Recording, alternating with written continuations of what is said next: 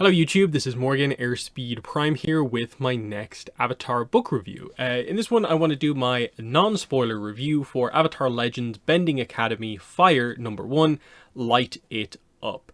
So the marketing has not been great on this book, so many of you may not know much or maybe even anything about this book. There really isn't that much information if you haven't been really paying attention are kind of hardcore into following the publishing stuff.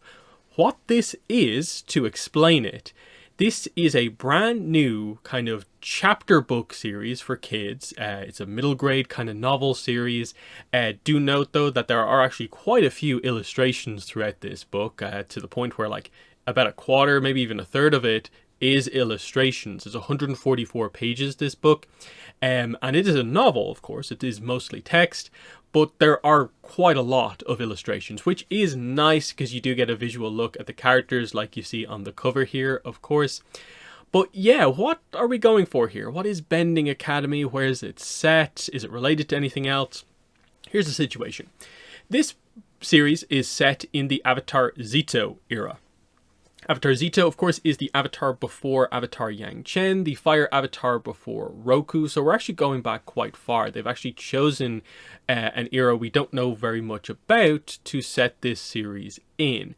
Now, I think it's fair to say with this series, especially having read the book now, that I think they probably half chose it because they might want to do something interesting with the Zito era, but they also, I think, half chose it just because it is an open era where there's no real continuity to really deal with here.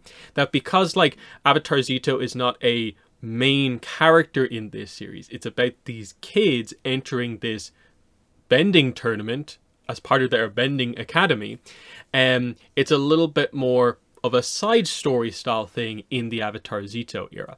It's interesting. You do get some kind of lore about the Avatar Zito era, but I would say broadly speaking, it is covering stuff that we already knew. It doesn't, I think, present anything hugely like massively kind of new or different. It is mostly just the idea that Zito solved a lot of issues within the Fire Nation. Like there was a famine, he helped to resolve that through solid fundamentals of it, like administration, business, finance type stuff. They present like that idea a couple of times throughout the book. Because it is kind of middle grade chapter book style thing, the actual like text in the book is kind of a little bit kind of lower level in terms of like the amount of words on the page, the kind of how basic the language actually is. I don't think it gets to the point where like it's so basic that like tons of Avatar fans I think are going to have a problem reading it because it's a quote unquote kids book. Once you go in with just the idea that this is a different type of novel than a YA novel, and just keep that in your head that it's going to be a little bit more basic, I still think you will have quite a good time with this book, because I think the characters, the main characters you can see on the cover here, are characterized actually quite well here. Yes, they have like pretty young character arcs that more relate to, you know, being in school, learning kind of their firebending, as the description for the book sort of notes the idea of like, oh, like what does math and cooking have to do with learning firebending?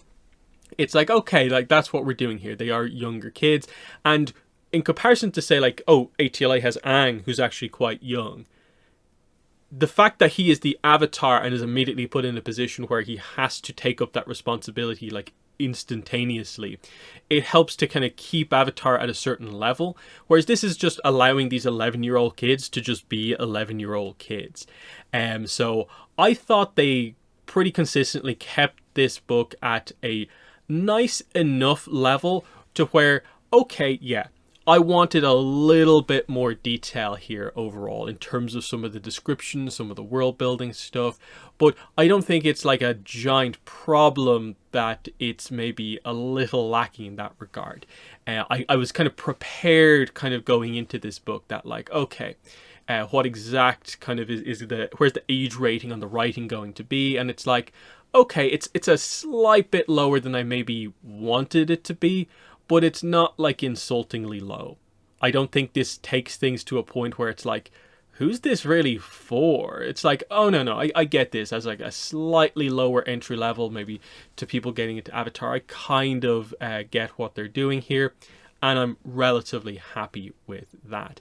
I'll actually just read out the description for this book so you have a kind of a context for kind of what we're talking about here. Four young firebenders entered their island's regional firebending tournament in the first book of this new original chapter book series taking place in the world of Avatar: The Last Airbender. Adaki dreams of being a powerful firebender, but at 11 years old, he feels like he's not where he should be. So, when the chance to train with his school's best firebending master arises, Adaki jumps at the opportunity, even though it means he and his friends will have to compete in a tournament full of older kids with more experience and more attitude. When training does not go as planned, what does cooking and math have to do with being a firebender? Adaki begins to wonder, can he and his friends overcome their inexperience and defeat the older competitors? This funny, action-packed story is the first in a new illustrated chapter book series set in the world of Avatar Legends, perfect for young readers who love stories about adventure and friendship. And I think that description presents pretty clearly what we're doing here. In terms of themes, character arcs, we're going for adventure and friendship as kind of the big themes in a kind of school environment, but with the fun factor of it's bending, there's action, there's a tournament that they're preparing for, they're firebenders. That is kind of interesting. So it's a unique thing that we've never really done in Avatar before, because most of our stuff has been about either, oh, this is the Avatars, it's their stories in the animated shows or in the novels, or it's the kind of comic continuations where maybe we're just focused on a different character. The Jin novel was maybe the first time we did something kind of maybe particularly a little bit different, but it was still quite familiar. This feels very different in terms of an approach to publishing, especially for a kid's novel, to just be like, Zito era, you know very little about this, and these random kids you know nothing about in this bending tournament kind of situation. It makes the book feel sort of fresh to a certain degree, because it's like, okay, yeah, that school environment is going to kind of create a little bit of a different atmosphere, kind of giving you a little bit of the headband vibes, and that is actually quite nice. But yeah, that is the approach. It's 11-year-old kids here going up against some of the slightly older teenagers at the school in this regional firebending tournament. And this is where I do want to get into a little bit of the details on sort of like, what is this series like as it goes on? Because note the way it's kind of titled. It's Bending Academy, and then it's Fire Number 1. This would imply that I guess the second book should be Bending Academy Fire Number 2, and it will be called something like, Flames of something. It'll have a similar lighted up style name. But we do know that this book, when it was initially solicited as just Bending Academy, it described that it would be about an earth-bending academy. So it at least opens the door to the idea that multiple different bending disciplines are maybe going to be covered across this series. Now, the book itself I don't think makes that maybe abundantly clear, but it seems like the layout of the tournament is that this is a regional firebending tournament, but there is then a kind of Fire Nation national firebending tournament that kind of goes on from here. And then almost the idea that there's a worldwide tournament that maybe involves all the bending disciplines, and that might be what this series is. And like, is that what we're doing? We're going to do 2-3 books about fire, then we're going to cut over to the Earth Academy, do a couple of books there. And so by the end of like maybe, I don't know, 8 books, maybe 10-12 books, we've met 4 groups of characters from an academy about each of the elements, and then we can do this giant mega tournament at the end involving the characters that we all know. Is that what we're trying to do? I'm not sure if it's all fully interconnected in that way, or if it's only the case that it's set in a bending academy, but it's not necessarily all in the same era, it's all the same tournament interconnected in that way. I could see them maybe making a decision to be like, okay, this Fire one is the Avatar Zito era kind of stuff. Let's do Bending Academy Water in the Karuk era or something like that. we don't know just yet, and I think that is the problem about some of the marketing surrounding this book, is that the fact that the details aren't really there in terms of, like, if I buy this book, what am I getting in for? Like, how long is the series? What's the release cadence? Like, when is book 2 coming out? Like, okay, this book was slightly delayed, like a lot of stuff has been this year, but it's out now, kind of middle of November. How long until book 2? My guess, based on the way books usually get announced, would be that we're maybe at the earliest looking at this in maybe April or May, but maybe more like June, July. We're just at that point where books will be announced more for that time period, I think.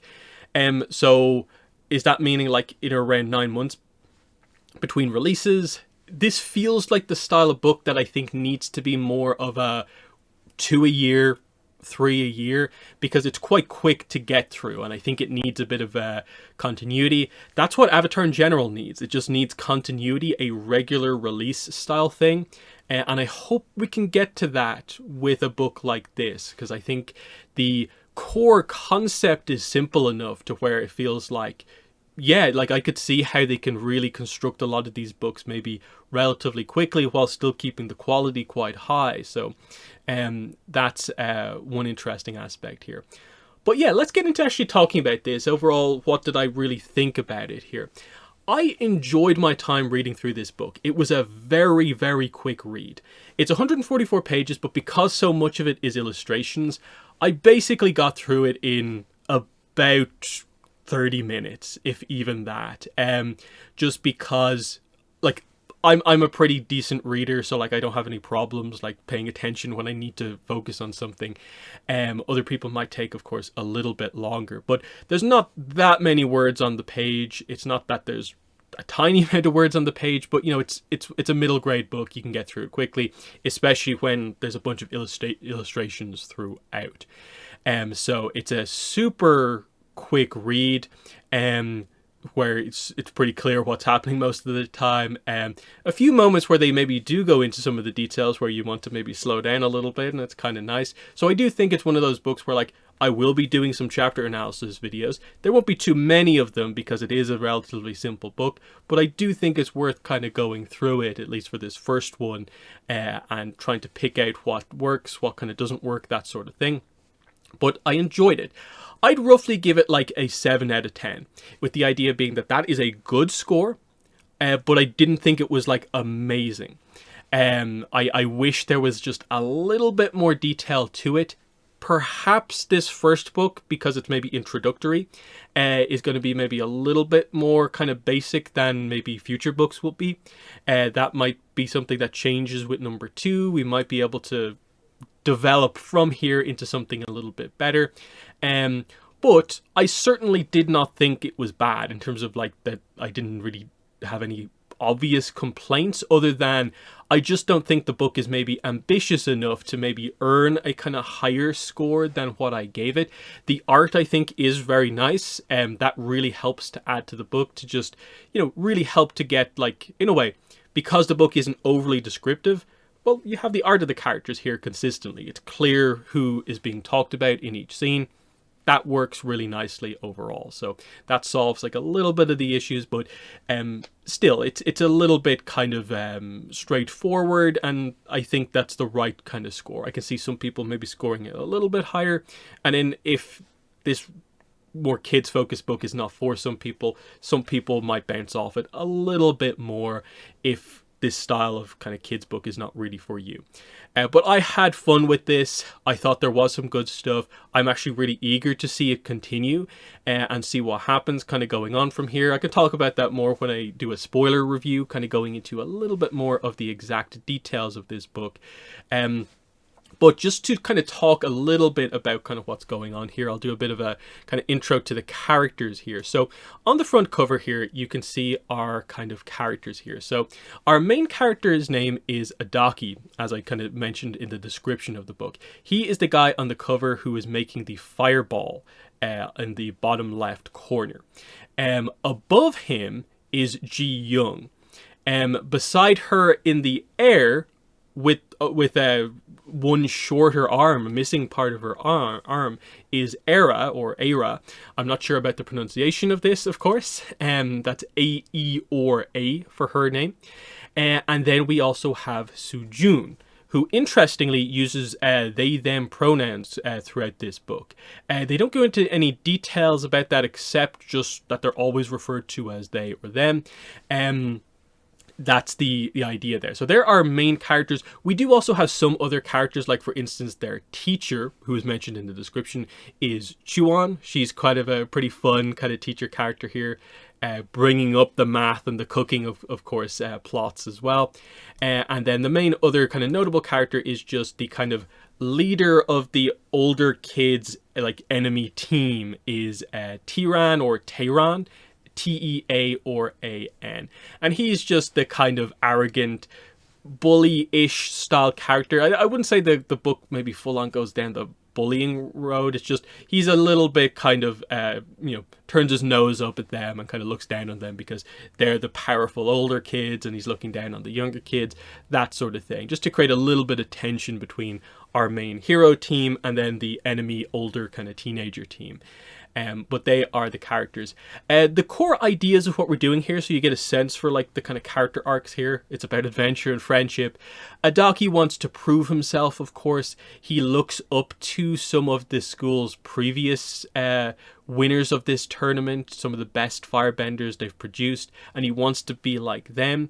But he kind of knows at the start of the book within himself that he is not as skilled as maybe he should be at this age. He seems to make mistakes at kind of key points when it comes to firebending, and this team is kind of maybe the way in which he can get to the level required. He is the one who kind of forms the team kind of around himself. He signs them up for the tournament when the others are not super enthused about it kind of really early on, but eventually his enthusiasm kind of gets through to the rest of them. And you can see that there is the makings of a decent team here because they each have their own skills and like certain moves that really work for them. And actually, even though they are the younger team, they might be able to do something in the tournament. And it kind of ends up working out quite nicely. They each sort of have their own motivation, a little bit of backstory kind of presented about them, where like Adaki's father is a he goes fire fishing, that's his profession. He makes a big ball of fire out over the water. The light lures the fish up to the surface, and when they jump out of the water, the net comes out, and that's the special way of fishing in this kind of region. Adaki tries to do this himself, but he can't make his fireball as big as his father does, so it's not like effective fire fishing. And there's a money prize for winning the tournament, and he wants to help his dad out to get a bigger boat, better net sort of thing. And it's like, okay, that's nice. He has his own personal motivation, but then he'd like to give the money to his father. That's kind of nice. Ji Young, with her, they more present the idea that she is actually really competent. She seems to have really good potential as a firebender and is actually quite intelligent, but she kind of falls apart a little bit under pressure and starts kind of, in a way, acting weirdly. Instead of being her competent self, she starts singing and it like fails tests when she really shouldn't be, type thing. So this whole arc for her is about kind of being able to step up at these key moments, like during the bending tournament. So simple, but like nice enough arcs, I think, that they're going for with the characters. Era is fun as well. With her, interestingly, like it is sort of about her shorter arm, her kind of disability, but like it's not entirely about that. She can bend with her arm. It's just that it's a kind of specialized, almost, it's a kind of limited style of bending where she can create this kind of almost like small ribbon of fire with it that makes kind of delicate kind of patterns in a way, but it is quite bright.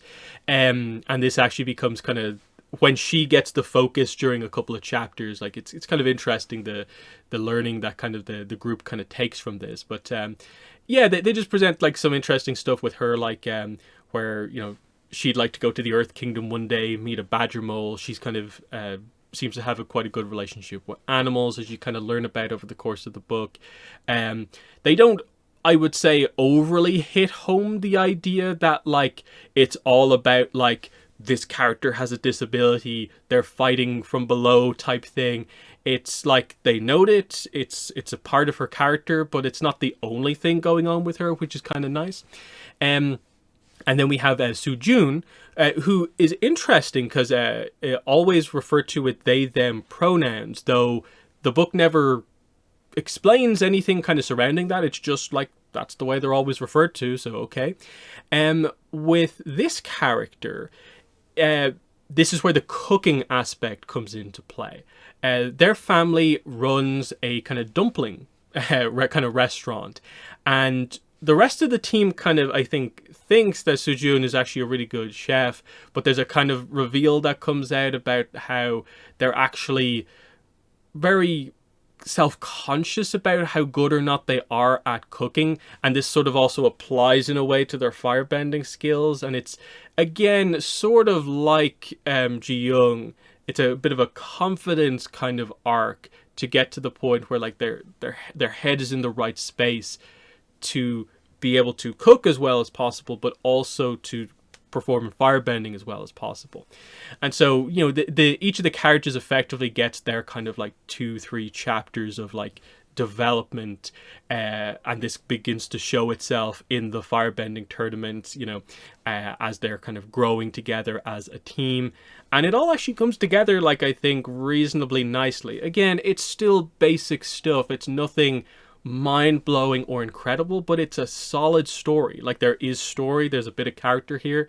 I'm not sure much of it is going to blow people away, but it's nice. And I think that's the big point that I'd kind of stress with this book, is just that if you're looking for something in Avatar that's just a little bit different, this is it. I kind of like that the stakes are just, they want to perform well at a bending tournament, prove to themselves. They each have their own small little arc against the odds, against the older kids. It's nice the way it does actually come together.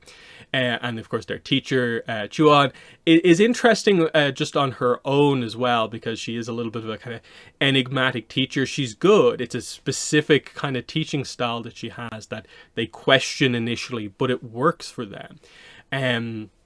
So I do appreciate that. A quick note maybe just on some of the maybe kind of like lore stuff. Avatar Zito does get brought up a few times. They do reference some of the details we learned specifically from like Shadow of Kyoshi, just about the idea of he was crucial in terms of helping when the famine kind of took over the Fire Nation. He was key to resolving that. Basically, with the point they make is about with like the power of maths, effectively, like because he was into like, you know, finance, he was a bureaucrat. That's the way he went about kind of fixing these issues, partially by using math to his benefit, and just the idea that, hey, if he can do this and save the Fire Nation to a certain degree, we can improve our firebending by using math to our advantage. That's kind of one of the points that gets brought up. Otherwise, the implication with Zito seems to be that he likely will be in attendance at the finals of the national firebending tournament. So not this regional one, but the national one. So if they want to meet Avatar Zito, they're going to have to get really far into the big tournament. That's kind of, it seems like, the way they're going. It's never maybe stated as outright as that, but it seems like the book is very much setting the stage for Zito's going to be in this book at some point. You're just going to have to wait until he actually shows up. The implication I get from this book is that we're pretty solidly into the Zito era. Because they do describe the idea that, like, when they talk about the whole he fixed things with the famine, is that this happened during, like, Adaki's grandfather's era. His late grandfather's era. And it's like, okay, so that means it was a relatively long while ago, so I guess Zito is at least like a full-on adult, but he might be kind of slightly older. I think it's hard to get a particular judge on any exact timing because they don't really go into the details of it. But it's like, I don't think he's a teenager or just like barely an adult. I think we're quite a few decades into the Zito era at the very least. Firelord Yosor is the Firelord still in place, so that's important to note as well. Again, I'd have to read the book again. I've only done one main read-through for this kind of first impressions non-spoiler video, so just be aware of that. I'll do another reading before I do my spoiler review, going over kind of bigger details about the book. So I'll talk about the kind of specifics of like what exactly happens during all the stages of the training and how the tournament actually goes in that video. But just note here, as I bring this kind of non-spoiler video to a close, is that I enjoyed it. It felt kind of fresh to me. I liked it while also really wanting to kind of not like overdo maybe the craziness of the praise. I don't think there's really many problems with it that are not just like, I think a lot of hardcore fans would probably prefer the book was a little bit more detailed, but they made their choice. This is the way it is, and it still has some nice stuff to it. It just, I think, would have got a higher score if there was a bit more substance here. But yeah, I don't think there's any real fundamental problem here other than it's not the most ambitious book, but it's still nice. And I would definitely recommend people get it. It seems to only be available in physical, which is a bit unfortunate, because I still don't have my own physical copy. Thanks for someone out there for helping me out, of course. So I can actually do the review and get some content out there to kind of, in a way, promote the book now that it is actually out. I'm eager to read more, but I don't know when that is. I just hope that the poor marketing doesn't immediately lead to this thing kind of failing. Now, I think most Avatar stuff tends to sort of silently kind of comfortably do relatively well even without much marketing, just because the information gets out there. But I do wish it was supported officially a little bit more than it actually is, because I think more fans need to know that this actually exists. So yeah, really cool stuff, especially given that it seems like there's only one main creative involved in this book, and that is Ash J. Woo as writer and illustrator for this book. So that's pretty nice. One other note would just be that, like, it seems like the images are all in kind of black and white, kind of grayscale. But we know I think that the pieces were done in color, because they definitely showed one image to us from inside the book in color at one of the Comic Cons. So it's kind of like, ooh, I get it costs more to print in color, but I think most fans would be like, yeah, I'll pay a little bit more for the book to have all that art in full color. And I hope they maybe do a color edition at some point, but I don't know if that's ever going to happen. But just a quick note there at the end. So yeah, I will have a spoiler review at some point over the next few days, and then I will do some chapter analysis videos. There's 15 chapters in the book. I think the way I'm going to do it is I'm going to do a video for each group of 3 chapters. That way there'll be 5 books, and that should allow us to cover everything pretty nicely without going like crazy in depth. So yeah, that's my thoughts on the book. Let me know what you think below, but that's been the video. Thanks for watching, and bye.